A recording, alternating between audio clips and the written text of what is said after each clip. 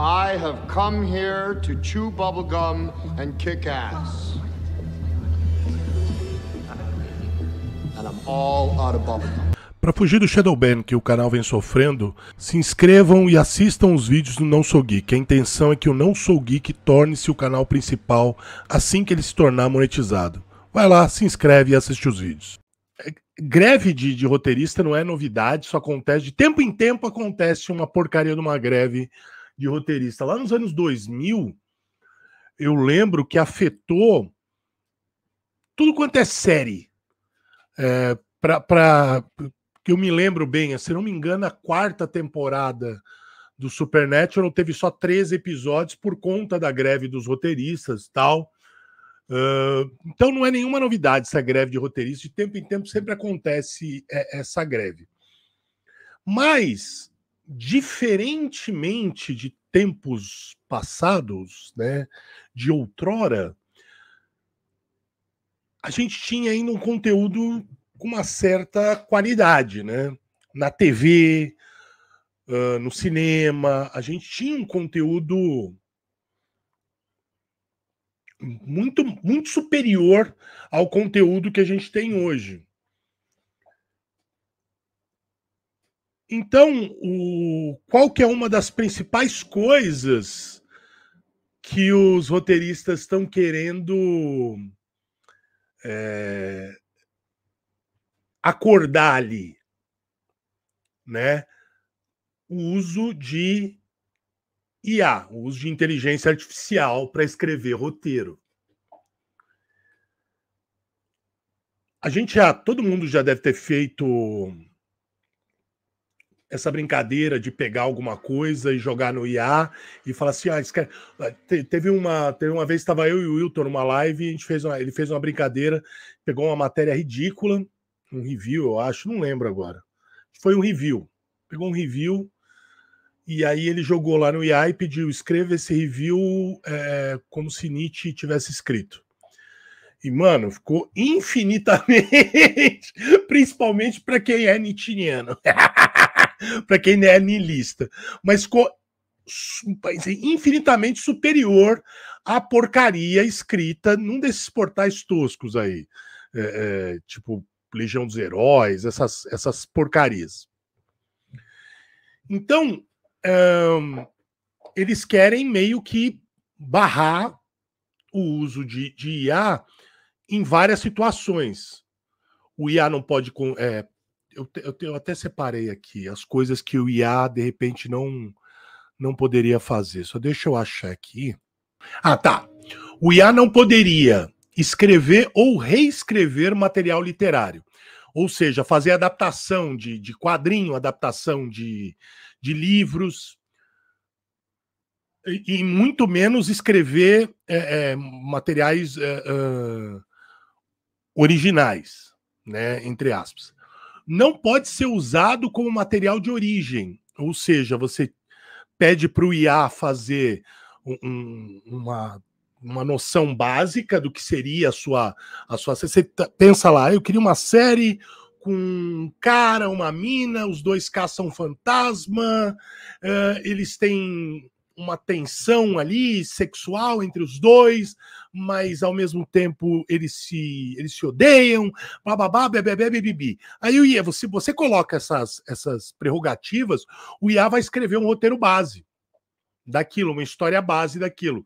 Então não poderia ser usado para esse tipo de coisa. Mas quem é a pessoa que vai conseguir dizer se o material de origem é ou não é do IA? Claro, os conceitos básicos vêm da cabeça de um humano.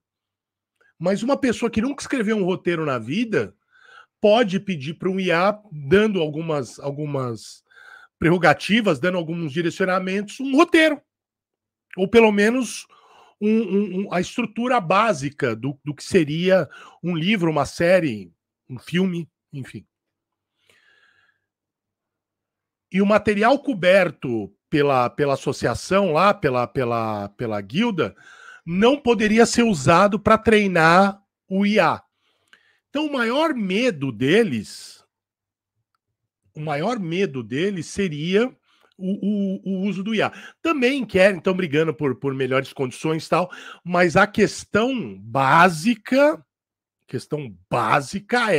é que o uso do IA é um perigo, não um perigo para gente competente, porque, de novo, você precisa da inventividade.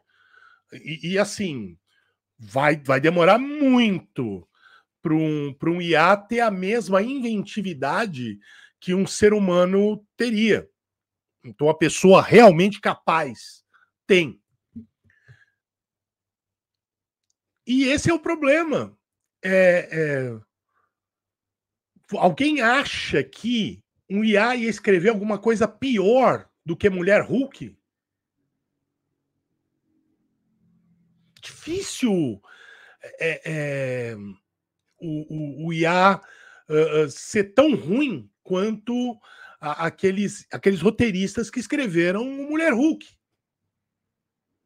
Ou, se você desse as premissas do Senhor dos Anéis, dificilmente um IA produziria algo pior do que Anéis do Poder. Citadel. Dificilmente. Agora, comédia é mais complicado. Comédia é bem mais complicado. Porque o humor tem muito a ver com sensibilidade, período. E por mais que você treine, humor é uma coisa que sempre, na minha modesta opinião, sempre vai ser uma dificuldade para a máquina compreender. Mesmo porque o humor, você tem vários tipos de humor, e você tem aquele humor que quebra tudo na realidade, né? Um determinado tipo de humor hoje está em voga nos filmes Água com Açúcar de Hollywood. Mas o humor feito, por exemplo, em especiais de stand-up, são completamente diferentes. Tanto que a Netflix chegou a fazer especiais com essa galeria do humor woke. Nunca tiveram um segundo especial essas pessoas. Enquanto o Bill Burr, o Dave Chappelle e tantos outros, vez e outra, fazem especial. Chega a Netflix lá e fala: toma aqui $50 milhões, você me faz 3 especiais. Toma aqui 20 milhões. Rick Gervais.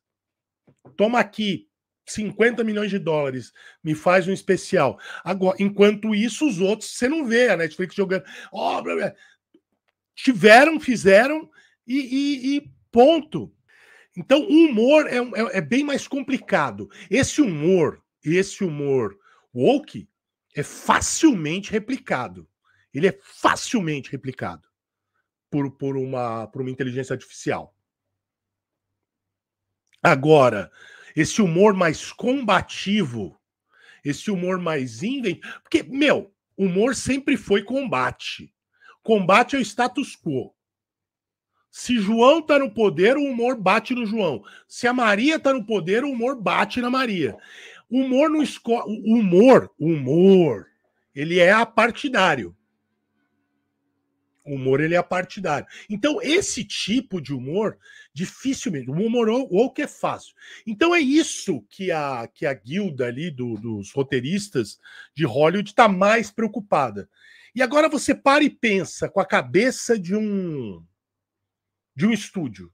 Porque eu vou abrir mão dessa ferramenta que está engatinhando e já é extremamente promissora. A troco do que eu vou abrir mão disso? Então eu acho que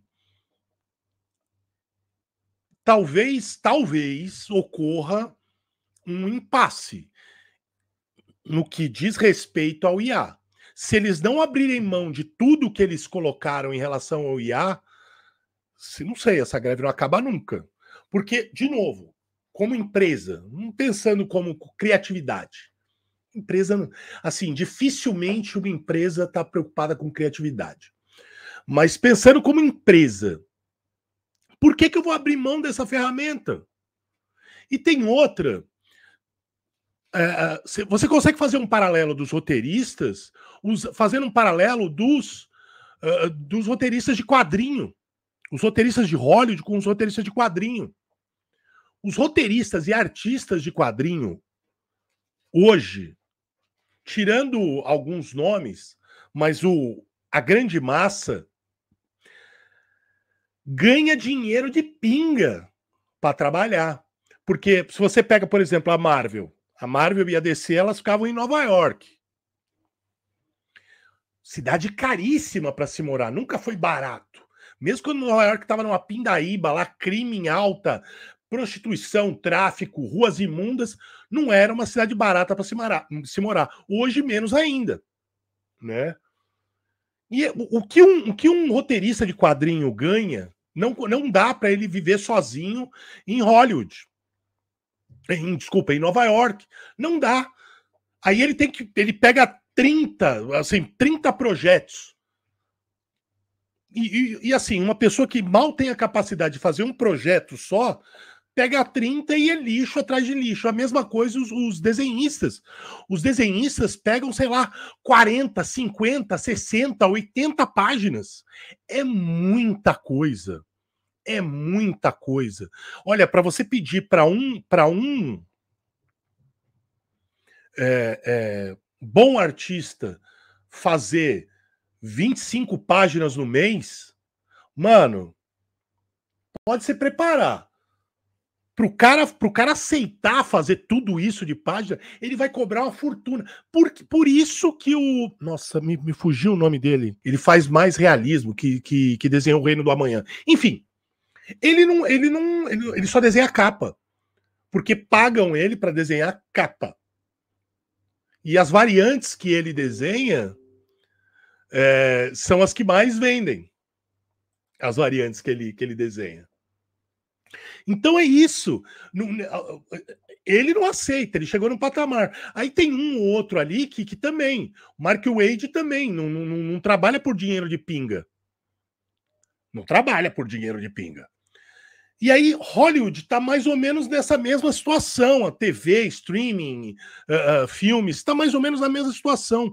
Pessoas extremamente incapazes ganham oportunidades para escrever coisas sem a menor capacidade para isso.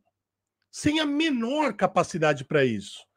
Você pega, por exemplo, a mesa, parece que, se eu não me engano, da Mulher Hulk, boa parte da mesa de roteiristas eram e a mesa também, acho que do Quantum Mania também. Não, do Quantum Mania também. Formada por pessoas que eram roteiristas do Rick and Morty. Aí o Rick and Morty fez sucesso. Vamos fazer uma Rick Mortinização dos roteiros aqui. Aquela sacada. Ei, jovens! Então, só que tem uma diferença. Quando você pinça 2, 3, 4 pessoas, ou sei lá, 2 ou 3 pessoas, e coloca uma delas como principal, como cabeça, roteirista-chefe, de uma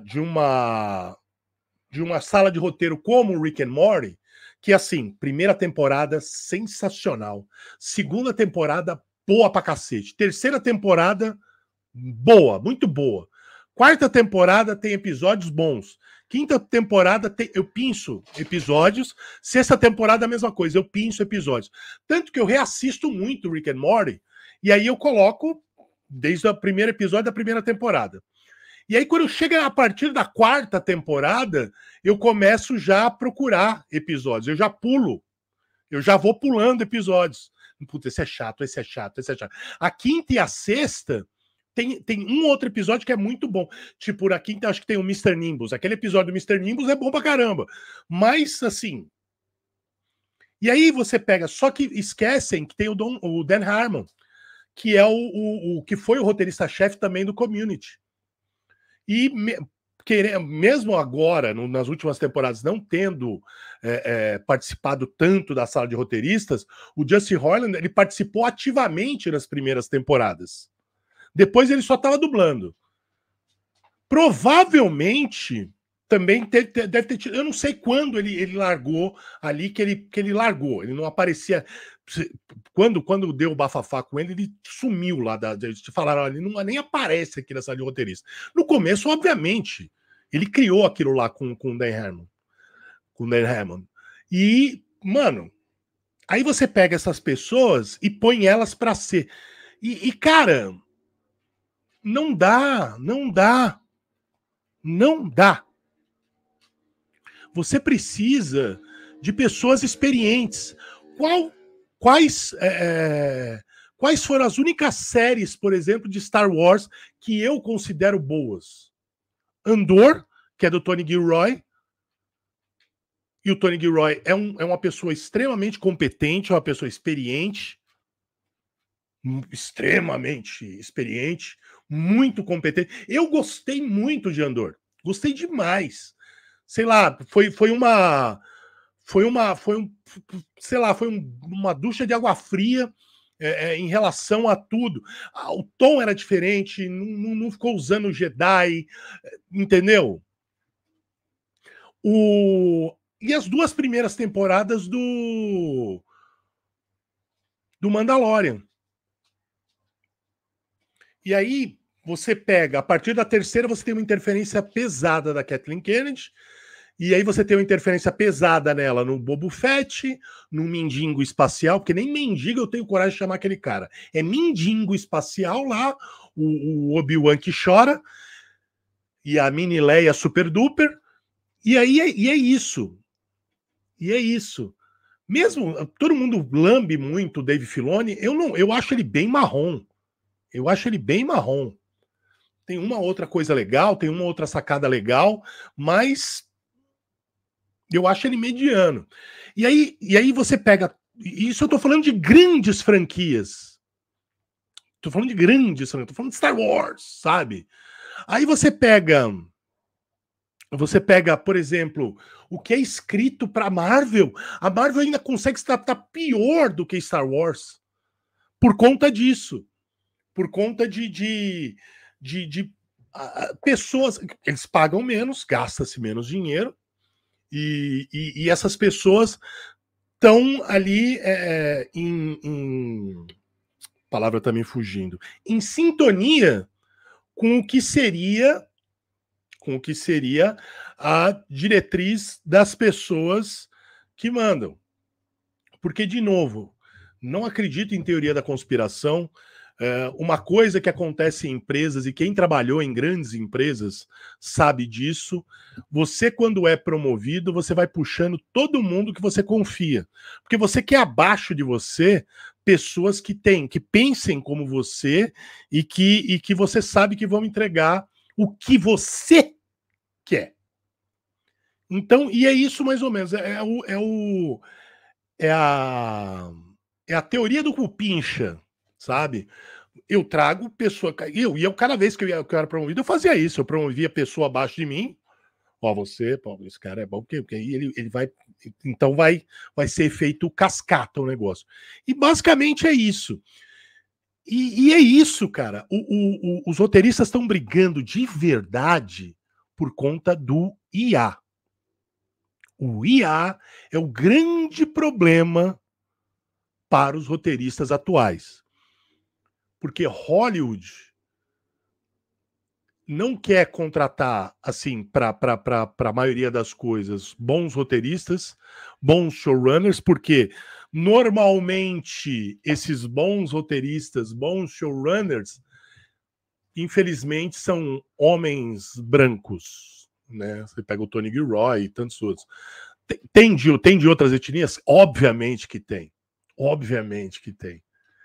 Mas esse é o problema. O problema é justamente esse. Tem uma... no desenho eu vou dar um exemplo. O desenho da She-Ra, da Netflix, foi um fracasso retumbante. Falaram que fizeram 5 temporadas, mas porcaria nenhuma. Eles ficaram cortando e transformando em temporada. Contrataram um monte de mina para fazer o desenho da She-Ra, e a maioria dessas minas nunca tinha trabalhado com uma animação na vida. Assim, nunca tinham feito um trabalho contínuo com animações, é o que eu quero dizer. Cara,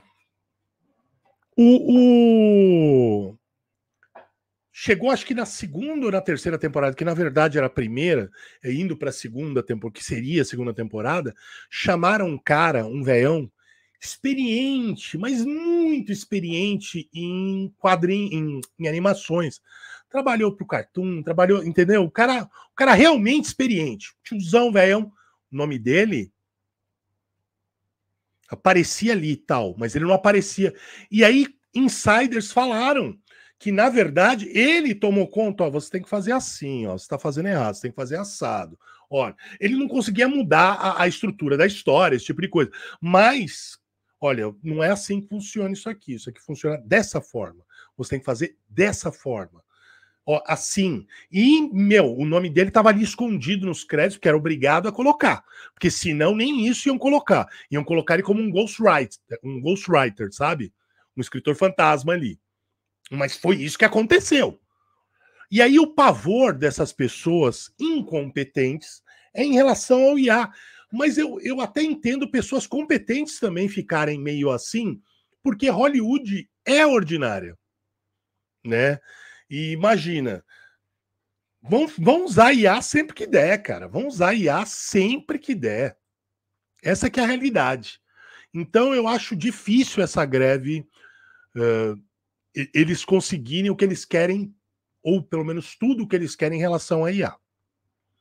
Não aprender, a parte de não aprender a escrever com eles, é porque o duro é que tem todo um material de pessoas competentes ali dos anos 60, 70, 80, 90, começo dos anos 2000. Então, né, essas pessoas... Mas, de qualquer forma, a literatura ensina bastante o IA.